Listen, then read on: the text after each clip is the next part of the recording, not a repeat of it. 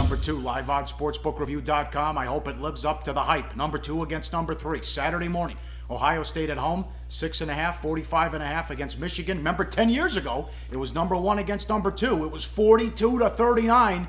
Teddy knows it well, and all those buffoons on ESPN said, we already saw that game. Can't have a rematch in the title game. What happened years later? BAM LSU, they were saying, let's see it again, even though it was a 9-6 sleep inducer. Go to hell. Now, O'Korn, they can't win this game, in my opinion, if O'Korn goes. He didn't complete a pass longer than 10 yards against Indiana. I know there was weather, but how about how this has changed where Spate's out for the season? Now he's questionable, and it's interesting where you see the line. If you're telling me O'Korn's going to play and the line's only 6.5? All right, let's start with this. Okay, that game 10 years ago, 42-39, it wasn't that close. Ohio State was in control. Michigan scored late. The Wolverines were down 10 the whole second half. It was a fun game, but Ohio State was a better team that day, and Michigan got knocked out at the number 2 team in the country. Now, this is the first playoff game of the 2016 season. The winner's in, the loser's gone. It's just that simple. I don't agree with that. So then wait talk a about second. the QB. That's not you don't. But what if Michigan loses in the Big Ten title game? Well, the winner is in the mix. Okay. The loser is out. Gotcha. Okay. Right. The winner gets to survive and advance. The loser of this game will not be playing in the college football playoffs. Gotcha. Period. So in that equivalent, it's a playoff. We'll see that in some of the conference title games as well. So you talk about, I really feel like this is gamesmanship from Harbaugh, because there was a report, Spate's out for the year. Now he's questionable. And I'm telling you, this, as you mentioned, at -6.5, this is a he's playing point spread.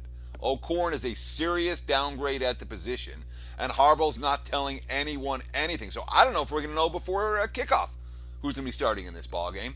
We're going to think it's Spate, but Jim Harbaugh is not going to pull the cover off whatever he's got in this to throw at this game.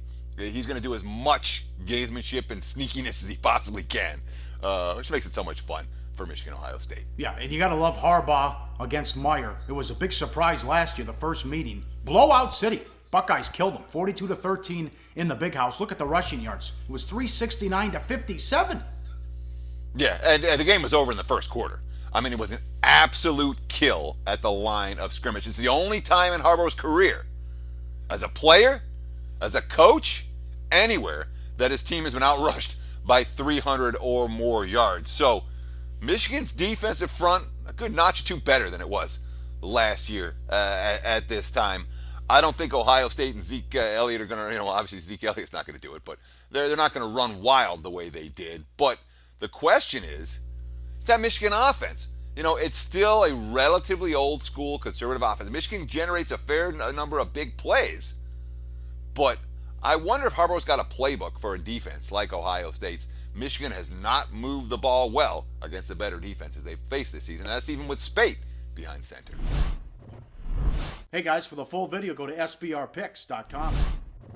So we're giving you picks every day, and you're probably making your own as well. Be sure to participate in SBR's weekly Twitter Bankroll Challenge. Just post your picks on Twitter with @SBRSportsPicks and the hashtag BetSBR before 1 p.m. Eastern Standard Time every day, Monday through Friday. We'll be betting your picks, and if the bankroll is positive at the end of the week, you could win the profits. Picks must be of events taking place that day and available in at least one of the major sportsbooks shown in our Best Sportsbooks page.